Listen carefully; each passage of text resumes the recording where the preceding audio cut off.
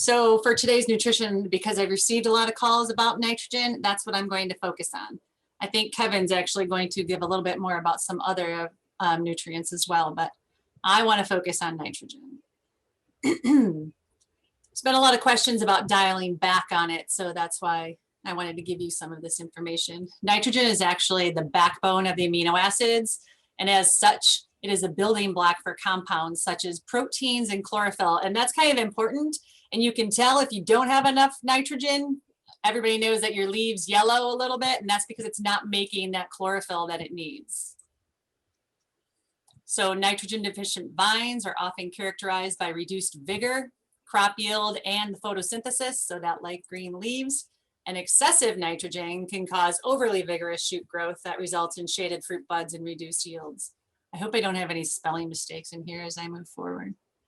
I like this next slide, and I want to spend just a little bit of time on it. So I'm not going to read it all for you, but I'm going to pause here for a minute for you to read. I will include this in my newsletter article that's coming out next week. It's a table straight from the Wine Grape Production Guide for Eastern North America. Tony Wolfe is the editor, but Terry Bates is the co-author on the nutrition chapter of this. So you can see if you are nitrogen deficient and I'm sorry, my cursor's on my wrong screen. Nitrogen deficient, what you can look for. If you have adequate nitrogen, what happens? And then excess nitrogen, what happens? Just going to pause for a minute, but it will be in the newsletter if you're just keep talking and pushing forward, Jennifer. So there have been a couple really good studies, and I'm sure you're all familiar with Nelson Shawless's West Tier experiment. And that's what this graph is from here. This is the relationship between the pruning weight and crop yield as affected by viticultural practices and nitrogen application. So when it was just sod, you had 1 pound of pruning weight yielding around 5 tons per acre. And you can see as this curve goes up with the different viticultural practices. So several practices evaluated for impact on vine size and crop yield potential.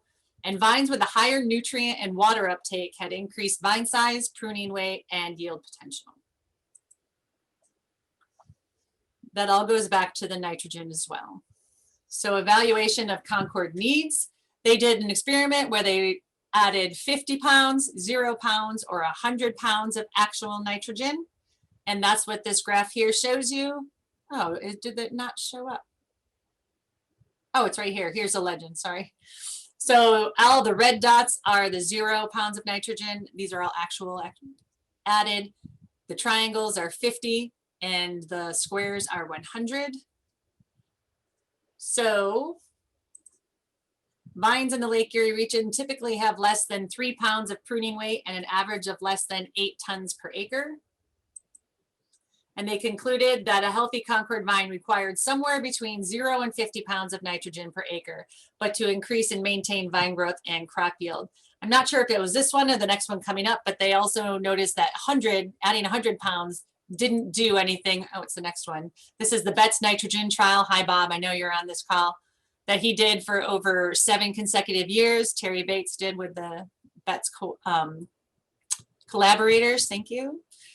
So Shawless did theirs on gravel and Bates repeated it on heavy clay with relatively high organic matter over 7 consecutive years.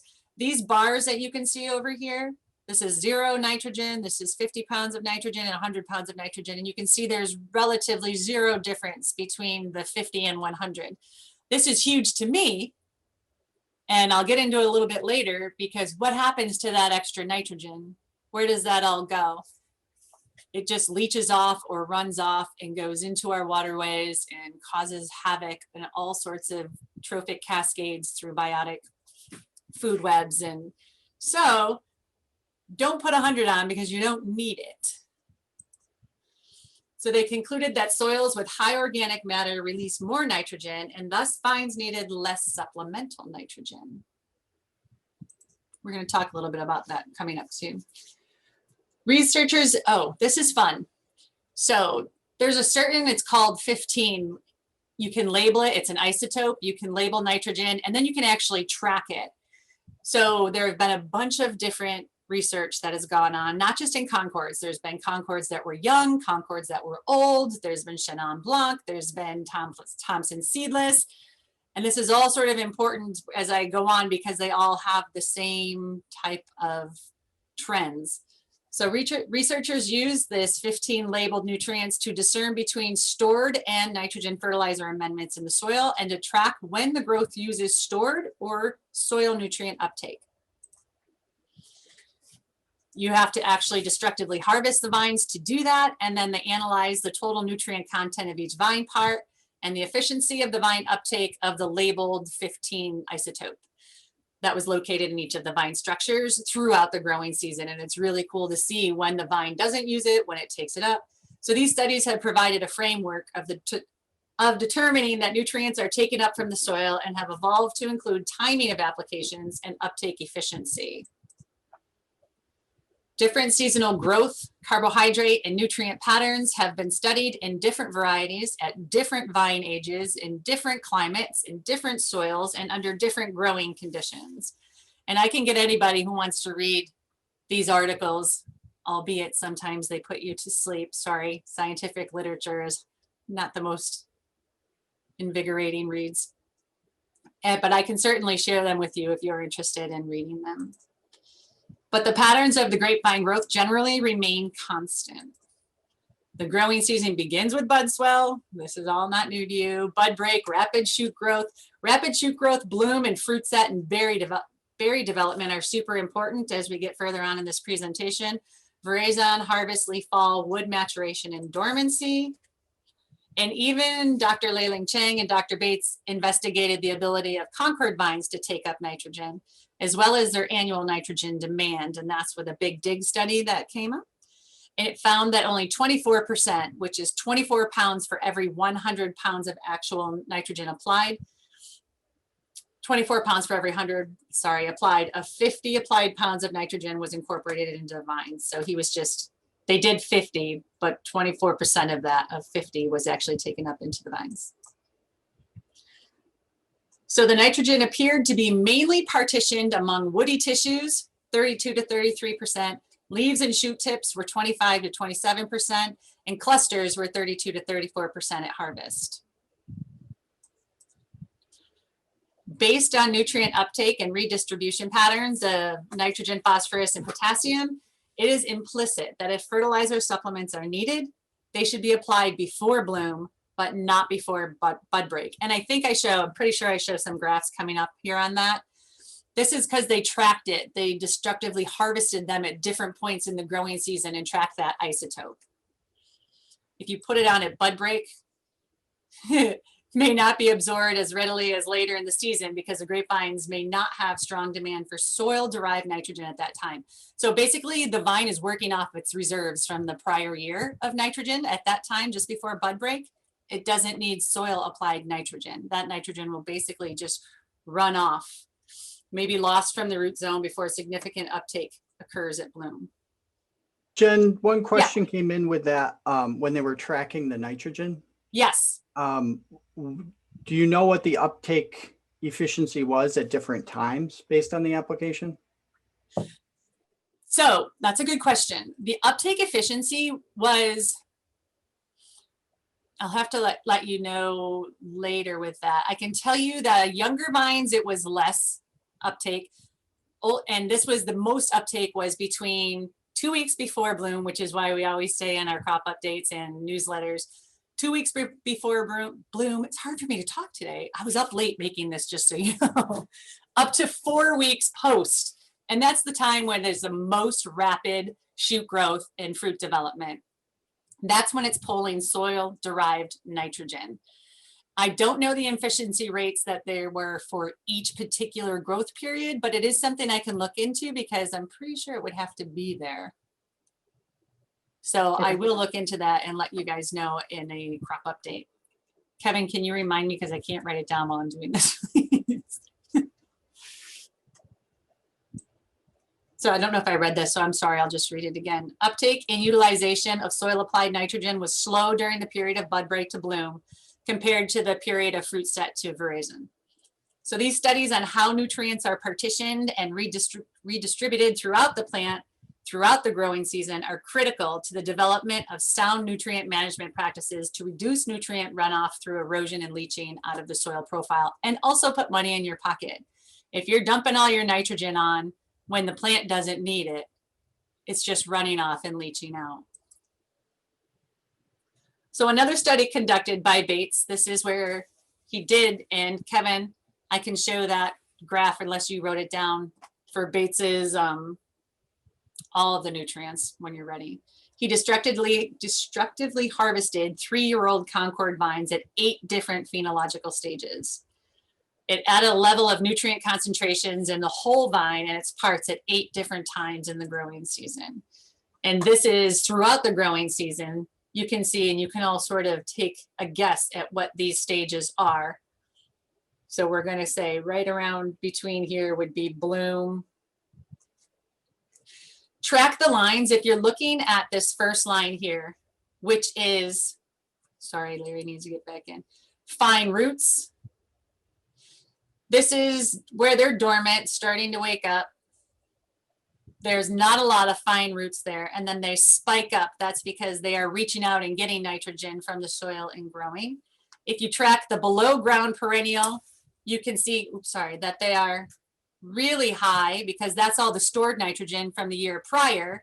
And then as we get it from the soil right in this area, it dips down because we've used all the reserve storage, and now we have to get the nitrogen from the soil. So things start climbing. The green are the shoots and the leaves. The purple triangle here are the fruit. So you can see how much of that is actually needed and what's growing at the different times where they harvested it. Does that all make sense to you? Does anybody have any questions about this before I move forward? This is the harvest date on the bottom and the dry tissue mass on the side here. I just really wanted you to know the trend lines that you're looking at. Questions on that, Kevin? I see there's an orange box that there might be questions, but I'm not sure. I can't see it. Jennifer, I've got a question. Sure. I have a high clover in my vineyards, which is nitrogen fixing. Is that fixing at that period of time when you would normally put in ground? That is a really good question. There are a couple studies out there, and it's something that I'm looking to put into my research as well.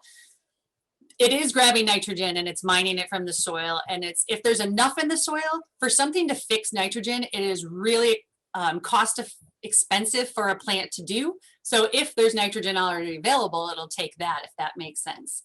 But when you terminate it, depending on what your goals are, different termination times could release that nitrogen back into the soil faster. Or if you terminate it later, then you have more carbon into the soil. So it's something that I'm really looking into, but either way, having the legumes in your soil is a great idea. Is it? I think it is, unless you have really high organic matter and you don't need. Kevin loves to banter me, guys, just so you know, and please. Well, so my take on clover has always been, we probably shouldn't have a nitrogen deficiency in the soil. That's not a great thing for bulk juice growers. If we can't avoid it because we do like well-drained soil and we have something that has very low organic matter, maybe doesn't even have topsoil because it's newly established, you know, we live on this lake plain where who knows what you're going to get in terms of soil. Sure, you might need to have legumes because you can't avoid deficiency. But in most of our soils where we grow grapes, if we see 2, 3, 4, 5% organic matter, if you're not going to see deficiency, so they're not going to, you know, do their magical harness nitrogen from the atmosphere, why not plant something that's better than or as good at recycling than a legume that costs less? So I hear what you're saying, and I appreciate that. Thank you. I would always lean more towards something more than a monoculture. I don't think you should have simply legumes. I don't think you should have simply ryegrass. I don't think you should have simply cereal rye. I think you should have the more species available, the more healthier your soil will be. Yep. So how much nitrogen do mature Concord grapevines need? If you look at the beginning of the curve on this graph, that's at 0 right here. This is bloom. Concord vines demand and will take up large amounts of nitrogen during periods of rapid growth. That's what I was saying, between bloom and veraison. And we supplement nitrogen during this time of rapid growth. That's when you should be doing it. That's when the vine needs it. So that's why we keep, and this is all based on research. So I know that people have asked me the question, what about fall applications of nitrogen? There have been studies that have shown like harvest more. I would suggest that's only in longer growing seasons, like places that have after harvest, you have a couple more weeks where that you can build up the carbohydrates in the roots, but we have a short growing season here. So if harvest is really early and your leaves look good afterwards, then you have a couple weeks to get that harvest more on and build up the go ahead. But it really scares me to say, go ahead and dump, nutrients when everything's going dormant at that time. Does that make sense? Did I make that enough clear, or do you need me to elaborate? If you harvest early and your leaves look good and there's a couple weeks left, then definitely add some harvest more and help those plants out with their reserved storage. How much nitrogen do mature Concord grapevines need? 50 pounds of actual. These are all in actual when I'm talking per acre. But how much fertilizer nitrogen do the vines take up? So this is days after bloom. You can see it starts at like around veraison, dropping down. Oops, I am so sorry. Can I go back? So these are actually Terry's slides right here. Oh, I guess I didn't have any notes on that. Sorry. So 24% fertilizer efficiency from that Lele Chang and Dr. Bates work that they did, and 24% of the vine demand. So 12 pounds per acre. It's just a little bit. There are basically 3 nitrogen sources for grapevine growth. Mineralization of nitrogen from organic matter. So that's if you have organic matter really well built up between 3 to 5%, you have nitrogen in your soils, and that's what their vine would like to take. Remobilization of stored nitrogen from the stored in the perennial tissues. That's during bud break when it's using those stored reserves for its initial growth. And then the inorganic nitrogen fertilizers that we add after from bloom to veraison. So the largest pool of nitrogen for grapevine growth comes from the organic matter that you have. I really highly suggest building your organic matter. This is where knowing your soil sample results is important. A basic rule of thumb is that for every 1% of organic matter in your vineyard soil, you get about 15 to 20 pounds of nitrogen per acre that is made available to the vines for uptake. That's awesome. If you have, 3% organic matter, then you have 45 to 60 pounds of nitrogen for your vine already. And we said that you need 50 pounds, which is why when we're saying, I have to back up just a little bit, nitrogen does get removed from your vineyard. There is the nitrogen cycle where it's constantly, but we take our fruit out. So the nitrogen that's in the fruit gets removed. And then we take our pruning. Sometimes people pull their canes out. They don't disc them up and leave them in. So that actually gets removed. So if that is getting removed, you should be putting more on if you don't have enough organic matter to support it. So this is a Dr. Terry Bates slide. Vines need 50% pounds per acre. Fertilizer delivered at 12 pounds per acre. So where does the rest of that nitrogen come from? The reserves in soil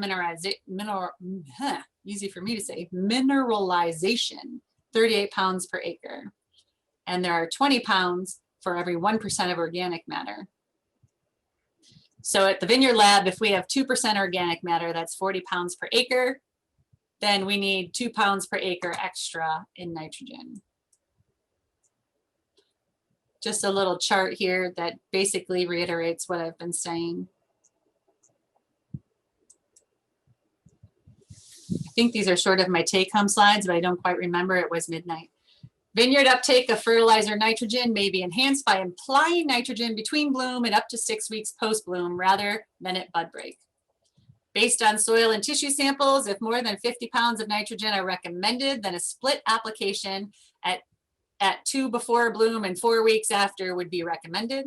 Sorry, that's 2 weeks before bloom. Later nitrogen applications resulted in more residual nitrogen in the soil profile at the time of post-harvest sampling, with potential for leaching, especially in short growing season regions like the Lake Erie AVA and on soils, sandier soils that may leach out more readily. Timing of nutrient applications should be optimized to increase the vine growth potential and decrease the potential of nutrient runoff and leaching. That is it.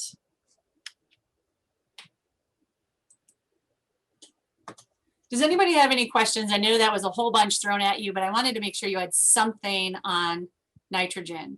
The take-home message would be apply your nitrogen when the plant needs it, which research has shown 2 weeks prior to bloom, up to 4 weeks after bloom.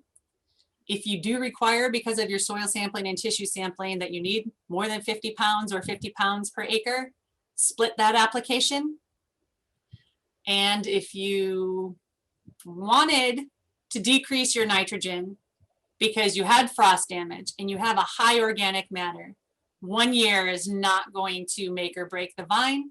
So you saw that 1% of organic matter would give you 20 pounds of nitrogen per acre. So if you, I'm not going to tell you to not put on nitrogen, but if you know what your organic matter is and you do have a lot of damage, then you can dial back.